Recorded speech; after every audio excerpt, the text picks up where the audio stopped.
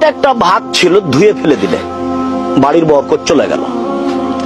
আঙ্গুলে একটা ভাঙা ভাত লেগেছিল, ওটা হাতটা ধুলে ভাতটা কি হলো, চলে গেল, বাড়ির বরকত চলে গেল। বুখারী মুসলিম। এই হাদিসটা এখন বুঝাতে পারছি কিনা আপনাদের? আঙ্গুল চেটে খেতে হবে, প্লেটটা চেটে খেতে হবে। যদি আপনার হাতটা ধুয়ে ফেলেন আর যদি ভাত চলে যায় তাতে, প্লেটটা যদি পানি ঢেলে দেন তাতে যদি ভাত চলে যায়, তাহলে বাড়ির বরকত কি হলো, চলে গেল। হাদিস বুখারী মুসলিম, আপনি মানতে বাধ্য। বরকত কিভাবে চলে যায় আপনারা বুঝতে পারবেন না। তখন রোজ খাবার নিচ্ছে মানুষের কাছ থেকে, কিন্তু দেখি বাড়িতে নেই, তার মানে বাড়িতে বরকত নেই। আর দেখি ওই যে 15 দিন আগে চাউল নিয়েছিলাম 20 কেজি, এখনো আছে, শেষই হয় না, তার মানে বরকত আছে।